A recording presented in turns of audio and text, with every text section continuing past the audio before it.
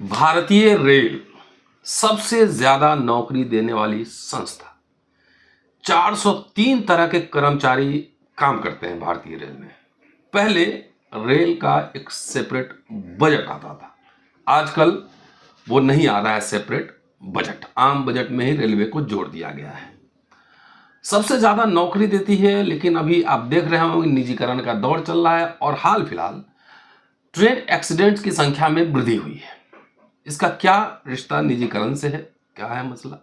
पहले अगर train accident होता था तो रेल मंत्री रिजाइन करते थे और रेल मंत्री मास लीडर, बड़े नेताओं को बनाया जाता था। आजकल ब्यूरोक्रेसी से बहुत सारे मंत्रालय में मिनिस्टर्स एक्सपोर्ट हो रहे हैं। मास लीडर बहुत कम देखेंगे आपको बड़े सेंसिटिव मंत्रालयों में। क्या है एक्सीडेंट का रिश्ता निजीकरण से? क्यों बढ़ रहा है एक्सीडेंट? बड़े बड़े, अभी बालासोर में हुआ था, मैसिव ट्रेन एक्सीडेंट हुआ था। ये समझने की कोशिश कर रहा हूं इस एपिसोड में। दोस्तों, रतनलाल बोल रहा हूं और आप देख रहे हैं अम्बेडकर नामा। हमारे साथ डॉक्टर कमल उर्सी साहब हैं इस एपिसोड में और रेल के ट्रेड यूनियन मूवमेंट से जुड़े हुए हैं। निजीकरण के खिलाफ आंदोलन भी चला रहे हैं, साथ में ओपीएस ओल्ड पेंशन स्कीम का भी आंदोलन चला रहे हैं। रेल पर इनका अच्छा खासा शोध है। इनसे समझने की कोशिश करेंगे कि आखिर ये ट्रेन हादसे वृद्धि क्यों है। स्वागत है कमल जी। शुक्रिया डॉक्टर साहब। पहली बात तो ये आपने इतने गंभीर विषय पे आपने बातचीत की, बाकी लोग तो इस पे बात भी करने को तैयार नहीं है। और आपने अपने समरी में कहा भी, सही बात है कि जब रेल भारत में शुरू हुआ तो कोई टेक्निक बनेगी तो उसके साथ दुर्घटना भी आएगी, नेचुरल है। तो उस समय जब डलहौजी थे, उस समय मान लीजिए रेल का भारत में शुरुआत हुई और मान लीजिए पहली बार जब रेल चली 16 अप्रैल 1853 को, उसके बाद दुर्घटना भी कुछ दिन बाद ही हुई। पहली बार जैसे पहली दुर्घटना जब है, जैसे आपने भी कहा कि निजीकरण दुर्घटना का, तो सही बात है कि निजीकरण से पहले बहुत सारे लोग कहता है कि निजीकरण नहीं था तभी तो दुर्घटनाएं होती थी। सही बात है। पहले भी मान लीजिए 1869 में ही पहली बार भोरघाट जगह है जहाँ पहली बार रेल देश गुलाम था तब उतर गई थी। पहली बार उसको हम रेल दुर्घटना के रूप में उसको हम लोग नोटिस करते हैं। उसके बाद जो बड़ी रेल दुर्घटना हुई, जो सबसे बड़ी, जिसको भयावह माना जाता है, वो हुई आज़ादी के बहुत बाद 6 जून 1981 में। धारमा और बदला घाट स्टेशन के में बागमती नदी में गिर गई थी। इसमें कई 100 लोगों की मौत हुई। तो बहुत बड़ी दुर्घटना मैंने है वो। उसके आपको अभी आपने बहुत अच्छा कहा कि जब पहले रेल मंत्री मान लीजिए 23 नवंबर 1956 में आदरणीय जो बाद में प्रधानमंत्री हुए लालबहादुर शास्त्री जी रेल मंत्री थे, और 23 नवंबर 1956 को एक महबूबनगर में एक दुर्घटना हुई थी और जिसमें मात्र लगभग 100-125 लोगों की मौत हुई थी। खैर वो भी मौत भी नहीं होना चाहिए, लेकिन इतनी मौत में उन्होंने इस्तीफा दे दिया था। और प्रधानमंत्री को लिखा था कि पंडित जवाहरलाल नेहरू साहब को उन्होंने उस समय में लिखा था कि भाई चूंकि मैं रेल मंत्री हूँ और सब मेरी जिम्मेदारी है। और फिर उन्होंने इस्तीफा दिया, बाद में इस्तीफा उनको स्वीकार हुआ। और आज के जो रेल मंत्री हैं, मजेदार बात, आप निजीकरण की भी आपने चर्चा कर ही दिया है। ये तो इनकी हिस्ट्री का अगर आप जाएंगे, अब तो मैं कैमरे बोल रहा हूँ, ये तो एक निजी कंपनी थी सीमेंस, जो बाकायदे उसका काम है प्राइवेट का, उसमें बाकायदे नौकरी किए हैं। ये कहा जाता कि भाई उड़ीसा में ठीक है सिविल अफसर थे, लेकिन क्या एक इसको क्यों इग्नोर किया जाता है? ये सीमेंस में बाकायदे उसके लिए काम करते थे, जो ठेका ही है और प्राइवेट मल्टीनेशनल कंपनी है, और अब रेल मंत्री हो गए हैं। और अभी जो सबसे बड़ी दुर्घटना मान लीजिए इधर भी अभी 2 जून को हुई है बालासोर में, उसमें देखिए दुर्घटना में लगभग 280 लोगों की मौत हुई है। उस दुर्घटना का अगर जड़ में आप जाएंगे तो ठेका प्रथा ही है, ठेकेदारी प्रथा है। पहले होती थी दुर्घटनाएं, इसमें कोई बात नहीं होती थी, लेकिन इधर दुर्घटनाओं की जो बाढ़ आ गई है, एनसीआरबी का जो डाटा है, एनसीआरबी के अनुसार जो रिपोर्ट है, 49 दुर्घटनाएं रोज होती हैं, 49 दुर्घटनाएं रोज होती हैं और 17,993 दुर्घटनाएं हुई हैं इधर बीच, एनसीआरबी कह रहा है। और जो सरकार की, और 16,431 मौत हुई है। कितने दिन में? इधर एक साल का ही आता है, एनसीआरबी रिपोर्ट करती है। और मजेदार बात है इसमें, आम आदमी तो मरता ही है, उसकी मौत होती है, लेकिन रेलवे मैन हमारा जो ट्रैक मेंटेनर है, रन ओवर होता है। पहले हम लोगों ने डिमांड किया, पहले ये था कि भाई अच्छा, पहले तकनीक कम थी, सही बात है, तकनीक कम थी, दुर्घटना होने का कारण है, लेकिन सेफ्टी का जो विभाग है, जिसमें ये था कभी भी प्राइवेट सेक्टर नहीं आएगा। अच्छा, प्राइवेट सेक्टर का आप देखिए, प्राइवेट सेक्टर का क्या कल्चर है। मुरबी का पुल है, सब जानते हैं कि उसमें भाई इस पार से उस पार यात्री जाते, अपना निकल जाते, सेल्फी वगैरह लेते। 20 रुपये किराया था, आपने 20 रुपये सिर्फ लेके, जहाँ था कि 50 लोग या 20 लोग भी जाएंगे, आपने 300-400 लोगों को चढ़ा लिया, पुल गिर गया। मैंने 20 रुपये मात्र मुनाफा ना, यानी एक आदमी से 20 रुपये मिलेगा आपने, और पुल गिर गया, कितने लोगों की मौत हो गई।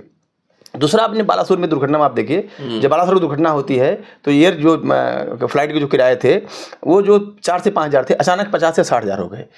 और हमारे आदरणीय प्रधानमंत्री जी ने साफ साफ कहा, जब कोविड दुनिया का सबसे बड़ा संकट आया तो आपदा में अवसर, यानी मुसीबतों में मुनाफा कमाना ही निजीकरण ठेका प्रथा है।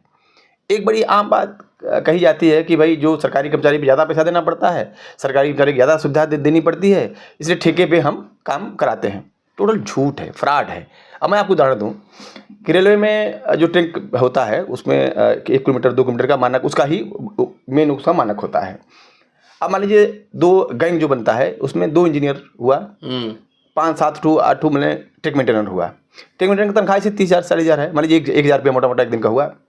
इंजीनियर की तनख्वाह मान लीजिए 60,000 है तो 2,000 2,500 रुपये हुआ। आप जोड़ लीजिए तो ये मुश्किल से 10,000 रुपये आएगा एक दिन का। आप उसी काम को प्राइवेट ठेकेदार को 44,000 रुपये दे रहे हैं। मैंने कितना झूठ है। जनता से कहा जाता है कि भाई जो प्राइवेट हम काम करा रहे हैं या ठेका करा रहे हैं, क्योंकि सरकारी कर्मचारी महंगा पड़ता है। झूठ है भाई। आप जोड़ लीजिए ना, 60,000 तनख्वाह पाने वाला आदमी एक दिन कितना पड़ेगा? 2,500 रुपये पड़ेगा ना। और 5-7 लोग हुआ तो 10-12,000 15,000 हुआ, और आप 44,000 दे रहे हैं। और एक और बात है, दुर्घटनाओं के जिम्मेदार मैं एक और मानता हूँ कि अनुभव जो है, मेन अनुभव है। जैसे सरकारी कर्मचारी काम करते पढ़ के आता है, फिर वो काम करता है, और आपको जो जीवन काम करते करते सिखाता है वो बहुत सारी किताबें भी नहीं सिखा पाती हैं। और धीरे धीरे काम करते करते वही अधिकारी, वही कर्मचारी धीरे धीरे करते करते जो प्रशिक्षित हो जाता है वो, और उसी ट्रैक पे काम करते करते अनुभव हो जाता है। अब ठेका प्रथा में क्या होता है, ठेका में आपने 1 साल 2 साल 3 साल के लिए ठेका दिया, कुछ दिमाग ठेकेदार बदल गया, उसने कुछ लोगों कर्मचारी को रखा और वो कुछ काम सीखे, फिर आपने ठेका बदल दिया, तो फिर दूसरा कर्मचारी आ गया, वो फिर थोड़ा बहुत सीखा, फिर बदल दिया। यानी अनुभवहीनता मैंने मुख्य अगर कहा जाएगा तो आपने स्पष्ट कहा, मैं 100% सहमत हूँ। एक तो ठेका प्रथा, निजीकरण इसका मुख्य जिम्मेदार है, मुख्य जिम्मेदार मानेंगे हम, और उसी में ये सब चीज़ें शामिल हैं। ठेका ही मुख्य इसका जिम्मेदार है, और अगर निजीकरण न हो या ठेका प्रथा न हो जाए तो मुझे लगता है कि दुर्घटनाओं को बचाया जा सकता है, क्योंकि उनके लिए मेन मकसद है मुनाफा। और ये भी देखिए, जैसे मान लीजिए गिट्टी, रेल में गिट्टी है, उसका उम्र है इतने दिन की गिट्टी रहेगी जो पत्थर की होती है, फिर हट जाएगी। फिर जो उसमें स्लीपर होता है उसकी उम्र है कि इतने दिन बाद ये स्लीपर बदल जाएगा। रेल की पटरी कितने दिन बदल जाएगा। अब होता क्या कि मैंने एक तरह से सरकार को करप्शन, आप जो भी कह सकते हैं आप, कि अब चूंकि वो ठेका प्रथा एक तरह से, भाई वो व्यक्ति काम करता नहीं है, शासन प्रशासन से ही मिलजुल के आता है। तो एक तरह से मैं मानता हूँ ठेका प्रथा में जो मजदूर आते हैं वो तो आधुनिक गुलाम होते हैं।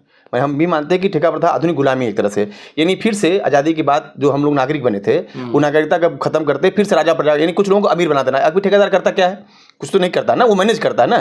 यानी उसको 20 मजदूर लगाना है तो कागज़ पे तो रहेगा 20 मजदूर, व्यवहार में नहीं रहेंगे, व्यवहार में नहीं रहेंगे। नहीं, सभी जानते हैं भाई काहे लिए वो देश सेवा करने तो नहीं आ रहा ना, राष्ट्र सेवा करने, मुनाफा कमाने आ रहा है ना वो, तो मुनाफा कैसे करेगा, ऐसे करेगा ना, वो कहाँ से कम ज़्यादा। दूसरी एक और बात इसमें आ रही, जिससे पहले रेलवे एक ऐसा था समृद्ध रेलवे, भारतीय रेलवे, इसके सब कुछ अपने, इसके डॉक्टर, इसके इंजीनियर, इसके माने ट्रेन को बनाने वाले, ट्रेन को देखभाल कर, सब कुछ सरकारी के लोग होते थे। इधर भी सेफ्टी विभाग जो है उसमें बहुत सारी वैकेंसी खाली है। एक तो कर्मचारियों की कमी है, कर्मचारी बहुत सारे भर्ती नहीं कर रहे हैं। अब वो ठेके वालों को, अच्छा कर्मचारियों को भी देखिए, एक समुदाय ठेका मजदूर है, एक परमानेंट मजदूर है। परमानेंट मजदूर साथ क्या है, उसको जो है जॉब सिक्योरिटी है, बेस सिक्योरिटी है, सोशल सिक्योरिटी है, तो वो अपनी नौकरी के प्रति जागरूक भी रहता है कि भाई नौकरी हमारी न जाने पाए, जिम्मेदारी से काम करता है। जो ठेका वाला मजदूर है उसको कागज पे तो मान लीजिए 18,000 का सरकार का मानक है कि कम से कम मिनिमम बेच देंगे आप, लेकिन व्यवहार मिलता नहीं है। तो एक तरह वो उसका वो समर्पण नहीं रहता है, उस भावना से वो भी नहीं काम करता है, ये सच बात है। और वो एक तरह से औपचारिकता पूरा करता है। और ये जो मेंटेनेंस, इसमें पहली बात तो ठेका प्रथा होना नहीं चाहिए। जो सेफ्टी वाले में, इसमें 100% आप सोचिए, जैसे अभी देर आप देख रहे होंगे कि आगे आग लग रही है ट्रेनों में खूब। तो अब जैसे मानिए सैलून है, सैलून मतलब जहाँ से जाके वॉशिंग सैलून उसको बोलेंगे, वॉशिंग में जहाँ जाती हैं ट्रेनें, वहाँ जैसे कोई ट्रेन यात्रा पूरा की तो वो चली जाएगी यार्ड में, उसको सिग्नल लाइन या यार्ड बोलेंगे, वहाँ जाएगी तो वहाँ से वो फिर से वो ट्रेन को स्वस्थ किया जाएगा। तो वो मान लीजिए उसका फिर से ब्रेक चेक किया जाएगा, उसका पंखा, बिजली, सब कुछ चेक किया जाएगा। और ये कर्मचारी, सरकारी कर्मचारी करता था, अब हो गया प्राइवेट। और प्राइवेट में जो ट्रेन को धोने वाला आदमी है वो 100% प्राइवेट लगभग अब कर दे रहा है। तो उसमें जैसे जो बना रहता है बटन इलेक्ट्रिक के, वो पानी डाला और भाई वो प्रशिक्षित है नहीं ठीक से, उसको इतने घंटे में, कम से कम घंटे में पूरा कर लेना है, और वो उसमें चला जाता है। इससे मैंने दुर्घटनाएं होती हैं। और पहले भी मान लीजिए ज़्यादातर दुर्घटनाएं आप देखते होंगे मैंने स्लीपर वगैरह में होती हैं। इसी मान लीजिए अटेंडेंट रहता है, उसमें तो भाई इसी वार में आप देखेंगे एक टंडन या एक का जो है वो देखभाल करने वाला रहता है। अच्छा वहाँ स्मोकिंग वाला भी नहीं। अच्छा सरकार को चाहिए होगा पहले बहुत सारा उसमें आप देखे होंगे जहाज़ों वगैरह सब में लगा रहता है एक जो है डिवाइस होता है को जो यहीं कहीं भी मैंने धुआं आएगा तो वो अचानक जो है काम करना शुरू करेगा। ये आप देखेंगे ट्रेन के स्लीपरों में नहीं होता है, लेकिन एसी वगैरह में ये सब स्मोक वाला एक वो रहता है, बाकी जगह नहीं रहता है। सरकार को चाहिए भाई कि लोगों की अच्छा एक और मज़ेदार बात, पहले जब ट्रेन दुर्घटनाओं में हम लिखते थे जनता की सवारी, भाई लिखा रहता रेल संपत्ति आपकी सुरक्षा आप करें, लिखा रहता बड़े बड़े बोर्ड ना। अब क्या कर दिया आपने, एक तो सरकारी कर्मचारियों को आपने जनमानस में लगाया कि नकारा है।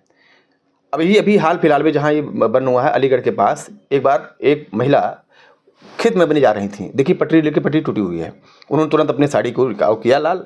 अभी मुश्किल से 3 महीने पहले घटना है, और जब लोगों आ रहा था देखा उसने रोक दिया, तो वो महिला को रिगार्ड दिया कि भाई आपने देखिए एक अटैचमेंट उनका कि लोगों की दुर्घटना हो जाएगी। और तो आप क्या कर रहे हैं, आप जनता से रेल के उससे दूरी बना रहे हैं, क्योंकि इतना महंगा कर दे रहे हैं आप, पैसेंजर आपने मन बंद कर दिया, उसी पैसेंजर को एक्सप्रेस कर दे रहे हैं, तो बहुत सस्ता हो गया। हाँ ये मजेदार बात है कि तो जनता का जो अटैचमेंट है मैंने अच्छा जनता के इसको हम लोग जनता की सवारी बोलते हैं, और इसका जो निजीकरण हो रहा है, अगर आप हम लोग भी अगर माने कि रेल कर्मचारी इसका निजीकरण रोक लेगा तो ये संभव नहीं है। जनता की सवारी को जनता को शामिल करके ही बचाया भी जा सकता है, दुर्घटनाएं भी रोकी जा सकती हैं। प्रतापगढ़ में भी एक किसान जा रहे थे, उन्होंने देखा तुरंत किया, तो ये जो अटैचमेंट था, तो पहले वेलफेयर के बहुत सारे आप काम करते थे। रेल मंत्रालय जो है पहले जो है 52-55 सुविधाएं देता था आम जनमानस को। जैसे आप सीनियर सिटीजन हो गए हैं और आप यात्रा में जा रहे हैं, तो अगर आपकी उम्र 60 साल हो गई तो आपको टिकट का पैसा 40% नहीं देना पड़ेगा। महिला है 58 साल की तो आपको जो है 50% नहीं देना पड़ेगा। विकलांग हैं उनको नहीं, जो मैंने किसी को बीमारी हो गया, कैंसर, दुनिया भर की बीमारियाँ, अगर आप मानिए शहीद सैनिक के परिवार के लोग हैं, सबको सुविधाएं मिलती थी 55, और वो सब खिलाड़ियों को मिलता था, किसानों को मिलता था, विद्यार्थियों को मिलता था। वो सब एक अटैचमेंट था जनता की, जनता की हमारी सवारी है, जनता से एक अटैचमेंट था। सरकार ने वो सब सुविधाएं बंद कर दिया है। तो वो जैसे प्राइवेट एक अटैचमेंट, जैसे हमारा भाई हमको आप सुविधा देंगे तो हम आपसे स्नेह लगाओ प्रेम भी तो करेंगे। सरकार ने वो सब बंद कर दिया है, वो सब सुविधाएं उसको मुनाफा के लिए चली गई है, केवल मुनाफाखोरी बन गया। तो मुनाफाखोरी एक तो इसका कारण है, और निजीकरण आते ही मुनाफा के लिए कमाने के लिए आते हैं। निजीकरण आता ही मुनाफा कमाने के लिए। दुर्घटना का मुख्य जिम्मेदार मैं मानता हूँ, एक तो निजीकरण, मुनाफाखोरी, दूसरा जो है सरकारी कर्मचारियों की कमी, यानी कर्मचारियों की कमी। कर्मचारी का बहुत दिनों से भर्ती नहीं हो रही है। अगला लोकसभा चुनाव जब हो रहा है, अब रेल वीर बनाने की तैयारी है, भर्ती हो रही। हमारे पूर्वोत्तर रेलवे में गोरखपुर मुख्यालय है, वहाँ जो है वहाँ शुरू कर दिया। वहाँ जैसे इसमें आपका अग्निवीर बताइए, जो शहीद होगा सैनिक, उसको तमाम सुविधाएं नहीं मिलेंगी। सैनिक अच्छा लोग जाते थे सेना में, क्या करते थे कि भाई हम देश के लिए शहीद होंगे, हमारे माँ बाप को प्राउड फील होगा, हमारा बेटा देश के लिए मरा, एक मैंने अंदर फीलिंग रहती है भाई कुछ तो प्रिविलेज मिलेगा। अब आप शहीद भी उसको नहीं कहिएगा, वो सुविधाएं आप नहीं दी, ग्रेजुटी कुछ नहीं मिलेगा, परिवार को कोई पेंशन, उसको भी पेंशन नहीं है, और परिवार को कोई सुविधाएं नहीं, कैंटीन उसको नहीं मिलेगी, उसको कोई ग्रेजुटी नहीं मिलेगी। स्वास्थ्य कोई, जैसे आप सरकारी कर्मचारी हैं, रेलवे से रिटायर होते हैं, तो आपको स्वास्थ्य जब तक आप जिंदा रहते हैं, स्वास्थ्य फीचर्स का जो है वो मिलता रहता है, लेकिन उस अग्निवीर में नहीं मिलेगा। सेम बात वो रेल बिल भी आ रहा है, रेलवे में भी। अच्छा हाँ, वो भर्ती कर रहा है, वो जितना प्राइवेट हो चुका है रेल, बहुत सारा हिस्सा प्राइवेट हो चुका है, कमर्शियल पूरी तरह जा चुका है, जो गुड्स वगैरह का पूरा जा चुका है। अब तो रेल का आपने देखा हो डेडिकेटेड फ्रंट कॉरिडोर ही बना दिया है पूरा। एक और बात आप देखेंगे, इधर बीच जो बहुत सारे ट्रैक डबल हुए हैं, और उसका मानक है कि इतने कर्मचारी इतने ट्रैक को मैंने उसका देखभाल कर पाएंगे। तो अब क्या हुआ, डबल ट्रैक कर दिया है, लेकिन कर्मचारी नहीं बढ़ाया है। जब जैसे डबल आपने ट्रैक किया तो कर्मचारी बढ़ाइए ना, कर्मचारी आप भर्ती नहीं कर रहे हैं। और मेंटेनेंस का जो है, जो पब्लिक सेक्टर का कर्मचारी है, सरकारी कर्मचारी है, उसकी जो मानक काम करने की वो अनुभव, भाई वो भर्ती, मान लीजिए लोग को भर्ती हुआ, एएलपी भर्ती हुआ, एएलपी से सीनियर एएलपी बनेगा, सीनियर एएलपी से फिर जाके वो एलपी बनेगा, फिर एलपी से एलपी मेल बनेगा, फिर वो जाके वहाँ तक पहुँचता है। कितना प्रोसेस लंबा रहता है, ट्रेनिंग मेंटेनर, फिर मैंने गेटमैन, दुनिया भर का। अब यहाँ आपने ठेका दे दिया किसी व्यक्ति को, ठेकेदार ने ऐसे ही लोगों को लिया दिया। एक तो ये, दूसरा एक डॉक्टर साहब इसमें एक बात और है कि जो रेलवे के उत्पादन इकाइयाँ थी, जहाँ से ये सब बनता था, मैंने रेल का ही सब कुछ बनाता था, ब्रेक है, ये है, वो है। इधर भी आप देखेंगे तो बहुत सारा उत्पादन इकाइयों का तो खरीद निगमीकरण शुरू कर दिए थे, कर ही दिया बहुत सारी हिस्सा तक। एक किस्सा मैं आपको सुनाना चाहता हूँ, लोगों को भी, आपके मतलब जो लोग देख रहे हैं उनको भी बताना चाहता हूँ कि आप लोग भी जिम्मेदारी लीजिए कि जनता की सवारी जनता की है, तो आपको मिलकर इसको बचाना पड़ेगा। 100 डे एक्शन लाइए 18 जून 2000 19 को उन्होंने कहा कि उत्पादन इकाइयों को हम निगम खड़े करेंगे। हम लोगों ने जब उसको अध्ययन किया तो आदरणीय प्रधानमंत्री जी बनारस में बोले थे कि भाई हमारा जीवन जो है रेल से बना है, आप लोग पढ़ाई लिखाई करके बीए में करके पायलट और बीटेक करके नौकरी में आए होंगे, मेरा जीवन रेलवे से बना है। जबकि वो झूठ बोलते हैं, वहाँ रेलवे थी ही नहीं। सब जानते हैं कि जहाँ उनका जन्म, जैसे वो बताते हैं कागज पता नहीं सही, वो भी वहाँ रेलवे थी ही नहीं। एक तो जब लगा कि भाई ये बोले थे रेलवे निजीकरण नहीं करेंगे और रेलवे निजीकरण कर रहे हैं, तो हमने बनारस साथियों से, रेल कर्मचारियों से हम लोगों ने बातचीत किया कि भाई रेल हमारी बिक रही है। तो रेल कर्मचारी गोलबंद हुआ और 24 जून 2019 को पहली बार बनारस में सड़क पे आया। हम लोगों ने एक प्रयोग किया डॉक्टर साहब, हम लोग विद्यार्थियों से बात किया कि रेल हमारी बिक रही है। तो विद्यार्थियों ने कहा कि रेल बिक रही है, हमसे क्या मतलब? ये वो है, तुम ITI कर रहे हो, पॉलिटेक्निक कर रहे हो, बीए में कर रहे हो, नौकरी पाओगे और देश का सबसे बड़ा, जो आपने अभी अपनी बातचीत में कहा, सबसे अधिक रोजगार देने वाला सेक्टर है, ये बिक गया तो तुमको नौकरी नहीं मिलेगी। तो बोले क्या करें? हमने कहा हम इस जगह चौराहे पे अपना विरोध प्रदर्शन दर्ज कराएंगे, आप आओ। छात्र आया, चाहे BSU, चाहे काशी विद्यापीठ का, चाहे संबरानंद का, वो छात्र आया। उसी तरह हम लोग सीनियर सिटीजन के पास गए कि साहब रेल बिक रही। बोले हमसे क्या? हम कहा भाई आप रेल अगर सरकारी रहेगा तो आपको जो 60 साल उम्र में आपको रेलवे 50% छूट देता है, 40% छूट देता है महिलाओं को, वो मिलेगा। विकलांग के पास गए, जो ST SC OBC संगठन है उनके पास गए, जो EWS वाले आजकल जिनको मिल रहा है, उनसे कहा भाई रेलवे रहेगी तभी आपको आरक्षण मिलेगा, नहीं रहेगा तो कहाँ मिलेगा? तो हम लोग उसका नाम दिया संघर्ष आपके द्वार। वो कपूरथला, पटियाला, चितरंजन, रायबरेली, बनारस, सब जगह गोल करते करते हम लोग 8 दिसंबर 2019 को मालूम हाल लाए। और हमने कहा कि भाई सबको, जितनी रेलवे में तमाम इन्होंने उनको चिट्ठी लिखा कि आप लोग सब लोग आइए, चाहे SC ST हो, चाहे OBC, सबको हम लोगों ने बुलाया। और 100 डे एक्शन प्लान जिसको 100 दिन में लागू करना था, यानी निगमीकरण करना था, वो नहीं कर पाए क्योंकि हम अपनी मांग को जनता के बीच ले गए। किसानों से जोड़ा, छात्रों को जोड़ा, नौजवानों को जोड़ा, और हम लोगों ने national movement to safe railway एक फोरम बनाया और फिर हम जाके उत्पादन इकाई को रोक पाए। अब क्या हो रहा है उत्पादन इकाइयों का? पीछे दरवाजे से एक तो जो रेल मंत्री साहब हैं वो ऑलरेडी इसी बात के लिए आए ही हैं, वो रेल मंत्री बनाए गए हैं कि कैसे कितनी जल्दी में रेल को जनता को सवारी से छीनकर कुछ खास लोगों को कर देना है। इसलिए उन्होंने पैसेंजर ट्रेन बंद कर दिया। पैसेंजर ट्रेन वही है, उसको एक्सप्रेस नाम रख दिया। जो व्यक्ति 10 रुपये में 20 किलोमीटर यात्रा कर लेता था और अब वो 30 रुपये लग रहा है।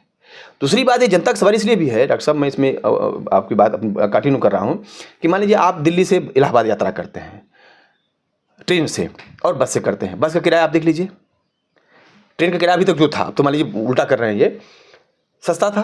दूसरा प्रदूषण का ही, मान लीजिए आप जिस शहर में हम लोग बात कर रहे हैं वो दिल्ली शहर है, प्रदूषण बढ़ा हुआ है। रेलवे उतना प्रदूषण उतने माने 2000-5000 यात्रियों को पहुँचाएगा और आपकी बस पहुंचाएगी, गाड़ियां पहुंचाएंगी, रेलवे उससे कम प्रदूषण पैदा करेगा। एक बात। दूसरी बात, जो यात्रा करके आप जब उतरेंगे तो ट्रेन की यात्रा में और बस की यात्रा में आप महसूस करेंगे अंतर आएगा। और अच्छा, रेल की यात्रा में जब आप करेंगे उसमें सिक्योरिटी है, RPF 1956 में बना हुआ है, वो अलग से रेल की सिक्योरिटी है और वो सुरक्षा करेगा। बसों में कितनी सुरक्षा आप देख रहे हैं, महिलाएं जो सुरक्षित कितनी रहेंगी, वहाँ लेटरिन बाथरूम सब कुछ है। एक और बात मैं अब जोड़ना चाहता हूँ, 1924 में ये जो भारतीय रेल आज़ादी के बाद 1951 में राष्ट्रीय सार्वजनिकरण हुआ, उसके पहले ये था कि भाई रेल ऐसी चीज़ है जो जिसका किसी स्टेट से मतलब नहीं है। तो ये हम आज नहीं हुआ, ये 1924 में ये बात हुआ कि भाई रेल के, जैसे मान लीजिए यहाँ से अलग अलग उसके राजा जमींदार रेल के मालिक हुआ करते थे, लेकिन रेल पटरी यहाँ तक गई, यहाँ से रुक गई, फिर यहाँ आ रही जा रही है। तो अगर वो यात्री यहाँ बैठा, उतर के फिर दूसरी ट्रेन में बैठेगा, तो वो भाई एक साथ क्यों नहीं जोड़ा जाए? तो उसमें 1924 से प्रोसेस शुरू किया और 1951 में जब रेल सार्वजनिक हुआ और बजट भी पहली बार, आपने अपनी बातचीत में कहा 1924 में पहली बार जो अंग्रेज अपना गुलाम दौरों में भी अलग से रेल का बजट किया जाने लगा। लेकिन सितंबर 2016 में पार्लियामेंट में पास हो गया कि रेल का बजट आम बजट मिला दिया जाएगा और 1 फरवरी 2017 में रेलवे का बजट अब खत्म हो गया। अब आम बजट में अब पता नहीं चलता है, सरकारें जो झूठ बोल देती रेल घाटे में, रेल कभी घाटे में कभी भी नहीं था। कोविड में जब सब कुछ बंद था तो 99,000 करोड़ रुपया रेलवे ने कमाया, जो जब से रेल बना है इतना कभी नहीं मुनाफा कमाया था। और एक और बात, रेल तो खूब मुनाफा कमा रहा है, अभी 2,10.4% अभी आमदनी मुनाफा खूब कमाया है, लेकिन उसमें जो कर्मचारी काम करता है, सरकारी कर्मचारी जो बचा हुआ है, जो भी हम लोग रोज आपको ताजुब लगेगा कि रेल की पटरी बढ़ रही है, रेल की ट्रेनें बढ़ रही हैं, तो कर्मचारी बढ़ना चाहिए ना। कर्मचारी घट रहे हैं, कर्मचारी घटते जा रहे हैं और रेल की पटरी, रेल के इंजन बढ़ते जा रहे हैं, उनको रेल कर्मचारी की सुविधाएं घटती जा रही हैं। ट्रैक मेंटेनर को पहले था जो ट्रैक पे काम करते हैं, वो उनको एक सुरक्षा यंत्र मिलता था। मैंने हम लोगों ने बहुत लड़ झगड़ के मुगलसराय के इलाके में कि भाई वो रेल पे जा रहा, कोहरे भी दिखाई नहीं देगा ट्रेन, मान लीजिए वो चूंकि पटरी को जो स्लीपर देखना पड़ता है, कहीं चाबी निकली तो नहीं, उसको ध्यान लगा के देखते हुए जाना पड़ता है। तो वो यंत्र अगर रहता है तो वो ट्रेन 1 किलोमीटर आगे पीछे रहती है तो वो बचने लगता है, तो अलर्ट हो जाता है। आज हमारे देश के सीमा पर जितने जवान हमारे शहीद नहीं होते हैं डॉक्टर साहब, अफसोस है उतने हमारे रेल कर्मचारी, ट्रैक मेंटेनर शहीद होता है और अपने सीने पर, अपने छाती पर रेल कर्मचारी रेलवे को चलाता है। हमारे लोको साथी जो रात दिन काम करते हैं, उनको एक भी आप क्रू में कैमरा लगा दिया है, लोको में क्रू में बहुत सारे कैमरे लग गए हैं, लेकिन बाथरूम नहीं है। 10-12 घंटा गुड्स में बैठा हुआ ड्राइवर, बाथरूम नहीं है, लेकिन कैमरे लग गए हैं। यानी एक तरफ आप मुनाफा कमा रहे हैं और जिनके बल पे कमा रहे हैं, जिनको आप कोरोना वॉरियर्स मान कर सम्मान देना चाहिए था, उनके बुढ़ापे का सहारा ओपीएस, अभी आपने कहा ना, पुरानी पेंशन छीन लिया है। माने देश को फिर से ठेका बता कुछ लोगों को अमीर बना देना है, राजा की तरह बना देना है, और बाकी लोगों को सुविधाएं छीन लेनी है। भर्ती वर्तमान कर ही नहीं रहा है जी, ये सब कर दिया है। यानी देश को जो सबसे अधिक माने सुविधाएं देने वाला सेक्टर रेलवे, सबसे अधिक रोजगार देने वाला, सबसे बड़ा इंफ्रास्ट्रक्चर। अभी आप ओलंपिक खेल आप देखेंगे, सबसे ज़्यादा कौन लाया पदक? रेलवे कर्मचारी लाया। स्टेडियम हमारी बिक रही है। आप टूरिस्ट में जाते होंगे भारत में, माने दार्जिलिंग, ऊटी, शिमला जाते होंगे, शिमला वायसराय, माने आप जाते होंगे, सब हमारा प्राइवेट हो जा रहा है, सब बिक रहा है। और मोदीगढ़ पाइपलाइन जो उसमें आया है, हमारी रेलवे, अभी आप तो मध्य प्रदेश थे हमारे साथ, आप देखें वहाँ एक स्टेशन है हबीबगंज, हबीबगंज को अब प्राइवेट कर दिया है। अब विषय क्या बदला? रानी कमलावती, वहाँ से हिंदू उस पर ले गया, और पूरा भारत का पहला स्टेशन है जो पूरी तरह से प्राइवेट हो गया है, जहाँ आप गाड़ी खड़ी कर दीजिए एक दिन में तो 500 रुपये आपका लग जाएगा। वाह! प्लेटफार्म घुसने में आपको पैसा लग जाएगा। और नाम क्या मैंने डाइवर्ट कर दिया, नाम केवल बदल दिया, आप नाम को लेकर घूमते रहिए, और सब प्राइवेट कर दिया। जो हिंदू मुसलमान भी करते हैं, भारत में सबसे ज़्यादा कौन है? हिंदू ना है। टिकट महंगा हुआ किसका हुआ? किसका हुआ टिकट? हिंदू हुआ। आपकी ये दुर्घटना हो रही, कौन मर रहा है? उसमें भी एंगल देखिए उल्टा पुल्टा लाया, जबकि मेन है निजीकरण, सरकारी कर्मचारी, मतलब रेल कर्मचारियों को, परमानेंट कर्मचारियों की कमी और अनुभव। चलिए, ये शानदार बातचीत, और रेलवे पे बहुत सारी जानकारी कमल जी से लेंगे, लेकिन ये समझिए, जो रेल लाखों लाख करोड़ों लोगों को ढोती है, वो निजी हाथों में जा रहा है। तो 10 रुपये का टिकट आपको 30 रुपये में मिलेगा। प्राइवेट कंपनी मुनाफा कमाने आती है, जहाँ 20 स्टाफ लगने चाहिए वहाँ 10 स्टाफ लगते हैं, और हड़बड़ी में तार इधर से उधर जुड़ गया, तो समझिए वो एक्सीडेंट का कारण बनता है। वो कम एक्सपर्ट होते हैं जो परमानेंट नौकरी में रहते हैं, उनको लगता है मेरी नौकरी जाने का डर है, ज़्यादा सिंसियर रहते हैं। ठेके वाले तो आज आए कल चले गए। तो ये सब कारण है रेल दुर्घटना का। सतर्कता गई, दुर्घटना हुई। पूरा वीडियो देखिए, सोचिए, समझिए और शेयर करते रहिए। जल्दी मिलता हूँ अगले एपिसोड में। शुक्रिया, धन्यवाद।